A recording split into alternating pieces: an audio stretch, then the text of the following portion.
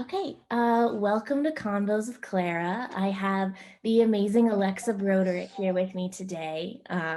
She is an extraordinary equity organizer and entrepreneur based right here in Durham, North Carolina. I am so honored to have her here on Convos with Clara because as a Black business owner of a company that works to improve the experiences of the Black community, she has been, an inspiration to me from the moment I had the pleasure of meeting her around freshman and sophomore year. So in celebration of Black History Month starting, Convos with Clara will be spending this month conversing with incredible Black people in the Durham area, leading highly inspiring lives. So this is the perfect person to start with. Hello, Alexa. How are you today? I'm doing well, Clara. Thank you so much for the privilege of being here with you this morning. Yeah, I'm so glad to have you.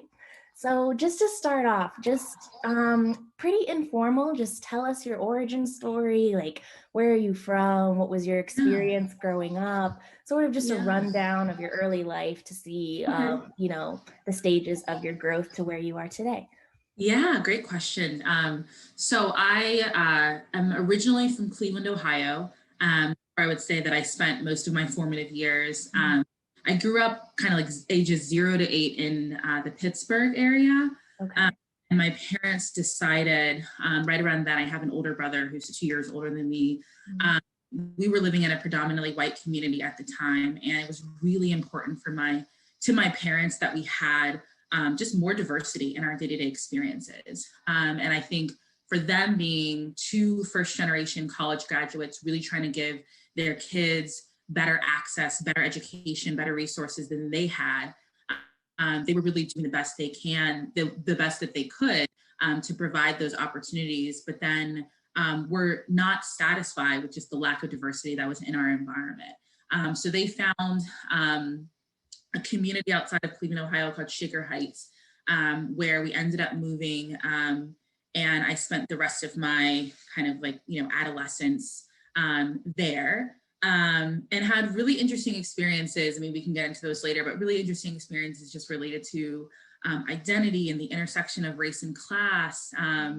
And all those things were just kind of converging at the forefront for me growing up in Shaker. It was a community that was incredibly racially diverse and yet very segregated at the same time. And so I remember growing up feeling very isolated, kind of being in this school that was like a majority Black school, like 60% Black, but then sitting in my AP classes and being one of two or three students in those classes. And so I remember having a lot of questions growing up around why that was the case. And no one could really answer that for me. And I say that because now the work that I do, as a racial equity consultant and helping people and organizations understand the historical nature of all of the, problems and issues and disparities that we see, everything like started to make sense. And as I started to do that work. So I graduated from high school, came down here to North Carolina to go to college. I went to Elon University for undergrad. That was really my first time in the South, which was an eye-opening shocker for me. So I kind of grew up in a liberal bubble in Northeast Ohio. Everyone voted for Barack Obama in 2008. You know what I mean? And so I come down to North Carolina, and I remember my first day on campus seeing a Confederate flag like flying off of the back of a pickup truck for the first time. Oh, Yeah. okay. We are not in Kansas Culture anymore, shock. Yeah. Absolutely huge culture shock. And my experience at Elon was challenging in many ways. Racially, very segregated. Not a lot of support at the time for Black and Brown students. This was kind of the age before social media, where there were a lot of problematic things happening, but they weren't being amplified in the way that they are now. Kind of like a decade later. And so anyway, I graduated from undergrad, moved to Minneapolis right after undergrad to go work for Target corporate headquarters in Minneapolis. And so I kind of internalized this idea that the whole purpose of college was to make money, being from a family that was about upward mobility, and that was really breaking barriers that had been put in place for generations. I thought I was doing the right thing by just going and graduating and going into corporate America. And so I did that. But it just really did not fulfill me at all. And so I remember being there and having checked off all the boxes and doing what Right. everybody had ever asked me to do, but just feeling incredibly isolated, incredibly disconnected from myself. So took a leap of faith, took a huge pay cut, and then moved to Durham, where I began recruiting for Teach for America. And that's what actually down to the Durham area. Right. And so spent several years in the nonprofit sector, and have continued in that space, and then started my company, The Equity Paradigm, in 2017, at a time when I was really frustrated with dynamics that I was seeing playing out in the nonprofit sector. And 93% of nonprofit executive directors are white, and yet the majority of these organizations serve communities of color. And we're not talking about Right. power, and we're talking about those racial dynamics. And so started doing some consulting work on the side, as I was working for Teach for America, and now have continued that work today. So now I'm a mom of almost two, son that will be turning 2 next month, which is just absolutely mind blowing to me. I think I was pregnant with him, and time flies, and I'm having another little boy in April. So boy, amazing man. Yeah. And that's a little bit about me. Awesome. Thank you so much. There's so much to unpack there. Your life is very interesting and so relatable for me too.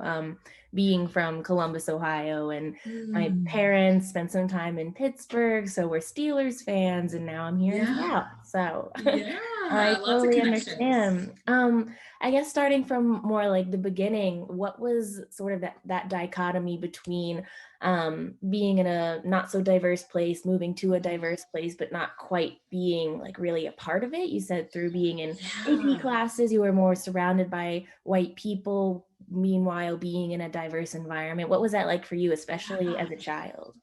Yeah. Oh, that's such a great question. I mean, it was really challenging. I had not realized how steeped I was in white culture, how distant I was from my own Black identity. Mm-hmm.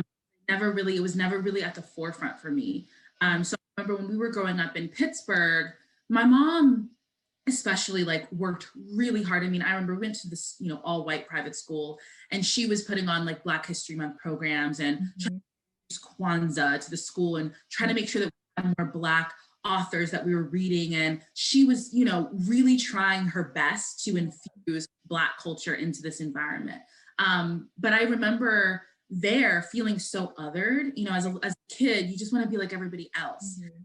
So I just remember always asking my mom, like, why do you always have to make everything Right. to make us feel so different? I already feel different. My hair is different. My skin is different. Like my family's different.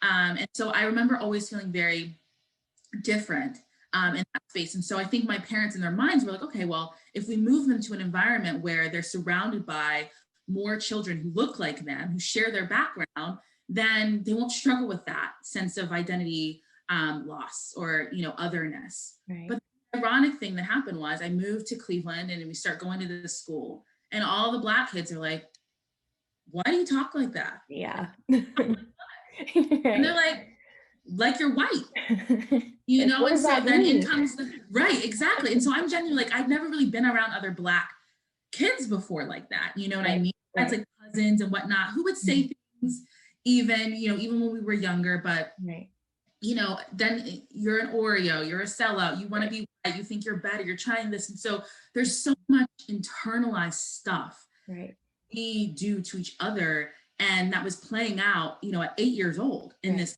classroom. And so it was a very hard, I mean, I can't say which one was hard. I think they were hard in different ways.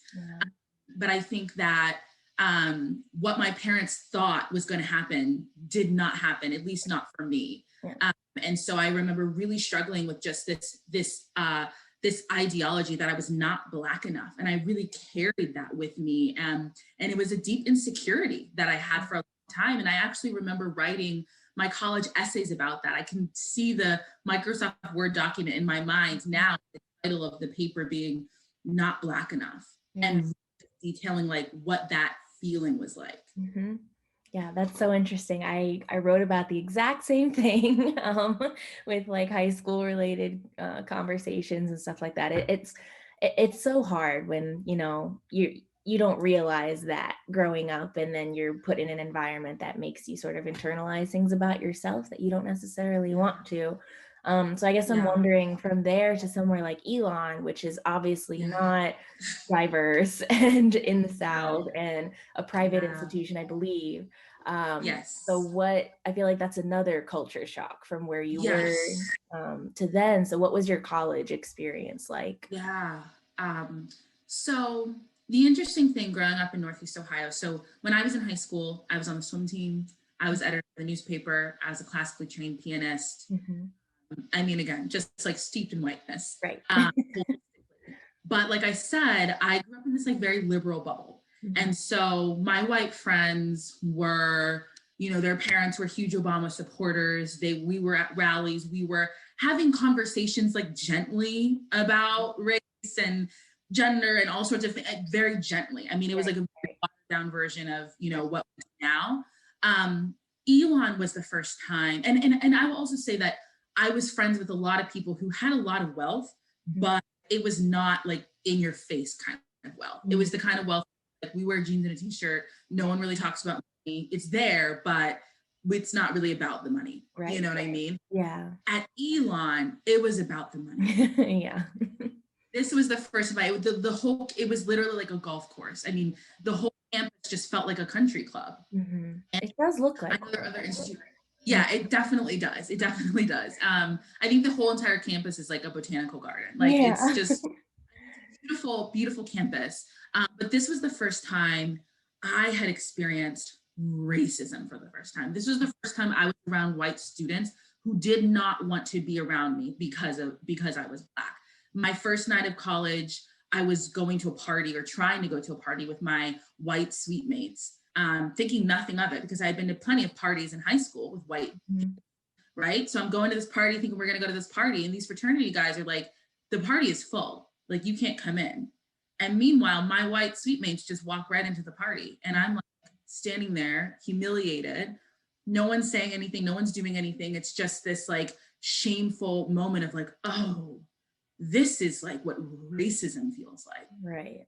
Right. And so it was at Elon where I really started to, I remember that feeling. And I remember feeling like I never want to feel like that again. I mean, unfortunately, I did. Like, there were many Yeah. It's issues of inevitable. racism, right? Being at a PWI. I mean, it's just challenging. I mean, there's a lot of racial trauma that happens to Black and Brown students in environments where, these dynamics are playing out. And I say racial trauma, I don't say that very lightly at Right. all. Right. I think that there are issues of racism that I'm still healing from to this day, that really show up for me. And so I started to kind of distance myself from white people and social scenes, especially, and kind of immerse myself in Black Elon, so to speak, and get involved with certain clubs and organizations and do certain work. And so I ended up finding, having a beautiful circle of friends and just a really great college experience, but it was absolutely like a Black experience within this like very white experience, which I Right. think is a very common experience for Black students at PWIs. And Yeah. so